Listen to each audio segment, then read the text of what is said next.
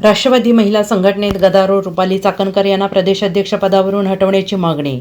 राष्ट्रवादी काँग्रेसच्या महिला संघटनेत रुपाली चाकणकर यांच्या विरोधात तीव्र नाराजी व्यक्त होते आहे.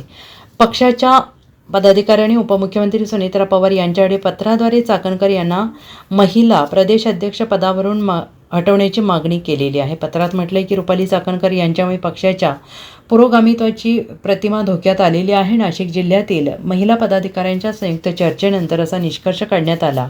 चाकणकर यांच्या नेतृत्वाखाली ग्रामीण भागात दौरा झाल्यास पक्षाची प्रतिमा कमी होऊ शकते. त्यामुळे चाकणकर यांना पदावरून हटवण्यासोबतच त्यांचा पक्षातून राजीनामा द्यावा अशी मागणी करण्यात आलेली आहे. या मागणीनंतर पक्षात नव्या चर्चेला सुरुवात झालेली असून महिला संघटनेतील भूमिका आणि नेतृत्वावर लक्ष ठेवलं जात आहे.